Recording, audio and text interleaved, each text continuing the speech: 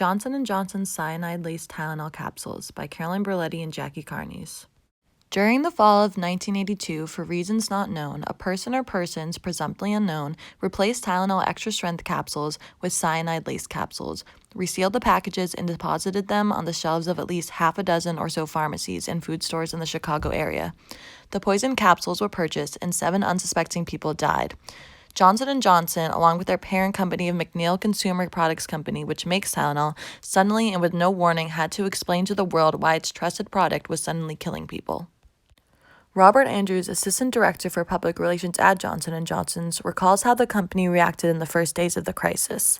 He said, "We got a call from a Chicago news reporter. He told us that the medical examiner there had just given a press conference discussing how people were dying from poisoned Tylenol. He wanted our comment. As it was the first knowledge we had here in this department, we told him we knew nothing about it. In that first call, we learned more from the reporter than he did from us." Andrew's dilemma points out something that has become more prevalent with the expansion of media. The media will often be the first on the scene and thus have information about the crisis before the organization does.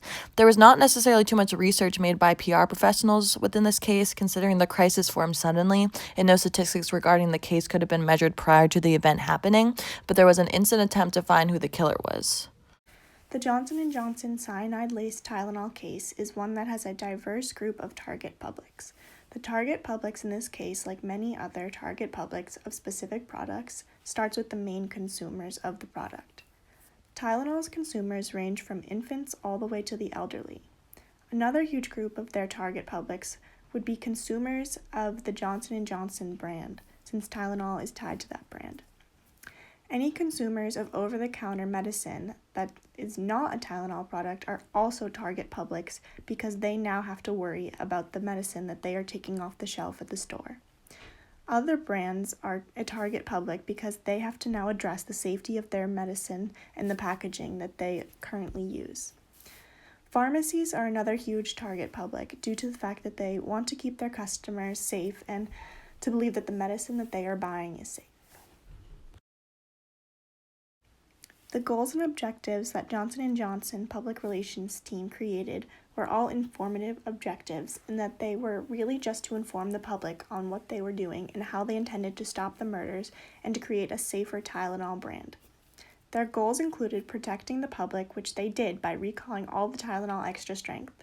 Their next goal was to stop this from happening again, which they did by offering a reward to catch the murderers. Another goal was to inform the public by advertising continuously to let people know about the possible dangers of recently purchased Tylenol extra strength. Another goal of theirs was to rebrand by creating new, safer packaging, by gluing the flaps of the boxes shut, stronger inner foil seal over the mouth of the bottle, and adding a tight plastic seal at the neck of the bottles. The goals and objectives were measurable in the amount of sales that they had from the beginning of the first couple murders to the last of their PR efforts. Johnson & Johnson made sure to project to the public from the beginning of the tragedies that their main focus was the safety of their consumers. They did this by advertising that the product may not be safe if it was recently purchased, and by holding press conferences to answer any questions, and they even let 60 Minutes report on the issue to really project all that they were doing to ensure the safety of the public and all that was going on in the case to stop the murderers. Johnson & Johnson employed a forgiveness and sympathy strategy for the crisis. Forgiveness strategy seeks to win forgiveness from the various publics and create acceptance for the crisis, while sympathy strategy wins support from the public by portraying the organization as the unfair victim of an attack from an outside source. PR professionals within Johnson & Johnson received guidance from Johnson & Johnson's chairman, James Burke. He said, for the strategy, first we should figure out how do we protect the people, and second, how do we save this product. Johnson & Johnson immediately used media relations to alert consumers not to take Tylenol and to not resume until the extent of tampering was determined. The company also stopped producing and advertising Tylenol and withdrew the product from store shelves in the Chicago area. 2 more contaminated bottles were discovered, and Johnson & Johnson took the major step of ordering a national recall of Tylenol. The national recall, despite a small chance of discovering more cyanide-laced capsules, demonstrated the company's commitment to public safety. As a result, Johnson & Johnson were perceived as a victim.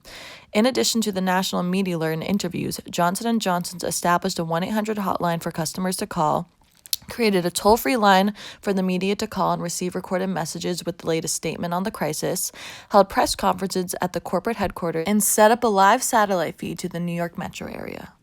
Johnson & Johnson also used the media, both PR and paid advertising, to communicate their strategy during the crisis. They used media to issue a national alert to tell the public not to use the Tylenol product. Tylenol then became the first product in the industry to use the new tamper-resistant packaging just 6 months after the crisis occurred. This meant that they had a new triple safety seal packaging, a glued box, a plastic seal over the neck of the bottle, and a foil seal over the mouth of the bottle. Lastly, beyond the recall and changing product packaging, Johnson & Johnson provided the victim's family counseling and financial assistance, even though the company was not responsible for the tampering.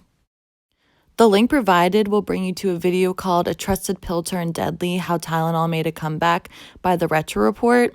I just kind of took all the clips from the video. You can watch on your own time, but I took the clips that discuss the public relations aspects of the situation, mainly focus on the tactics they use and their strategy and how to resolve the crisis. And I'll be playing next.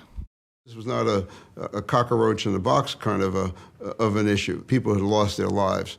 And that really created that vulnerability, that sense of risk, that sense of threat that I think really scared a lot of people, and justifiably. Alan Hilberg worked for Johnson & Johnson's outside public relations firm, one that was increasingly focused on a new type of business, crisis management. I remember asking lots of questions. The conversation was, well, we need to recall. Okay, do we recall from the store? Do we recall from the city? Do we recall from the region? All the bottles of extra-strength capsules were removed Friday as part of the nationwide recall. Now, not only is extra-strength Tylenol off the shelves, Tylenol commercials are off the air. The race is on for Tylenol's competitors. They didn't worry about the money. They didn't worry about the impact on the company. They stopped shipment, ordered all their distribution chain to pull it back in so that we could figure out what was going on. And that sticks out in my mind. It was not a negotiation or discussion. In fact, they stepped forward and volunteered it. Some analysts predict the Tylenol brand name will disappear within a year. We concluded we were never going to be judged by what caused the problem. We were always going to be judged on how we responded to it. Johnson & Johnson grappled with a $100 million recall and the future of one of its most lucrative brands. The question became, how do we regain trust? It wasn't in the efficacy of the medicine. Tylenol works. Trust was lost in the packaging because the packaging had enabled the poison, the cyanide, to be entered into the medicine. 6 weeks to the day since the Tylenol murder story broke, Johnson & Johnson held a news conference in New York to reintroduce Tylenol. Tylenol capsules. It had the cotton ball, it had aluminum over the top, it had a childproof cap, it had plastic over the childproof cap. Those levels of safety became the levels of trust. I think they're going the extra mile to make it sure that it's consumer safe. Tylenol, the so-called eighth victim of this tragedy, is continuing to recover. The business turnaround one analyst calls the greatest comeback since Lazarus. Without a suspect for the media to attack, public outrage could have fallen squarely on Tylenol. However, instead, by quickly recalling all of its products from store shelves, a move that cost Johnson & Johnson millions of dollars, the company emerged as another victim of the crime, and one that put customer safety above profit. Tylenol's response to the tragic 1982 Chicago murders is regarded as one of the most successful sequences of crisis management in history. The media appreciated the lengths Johnson & Johnson went to its concern for the public interest, so the company was portrayed generally in good light, helping the Tylenol brand to recover.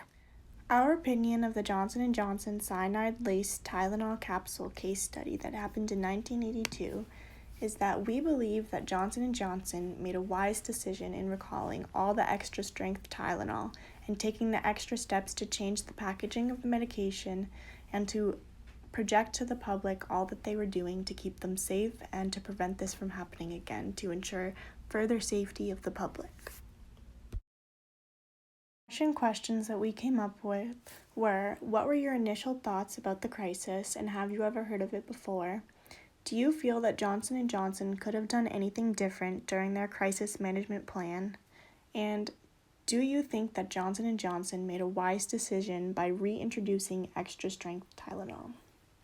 Here are the sources we used to find research on the case, and thank you for listening.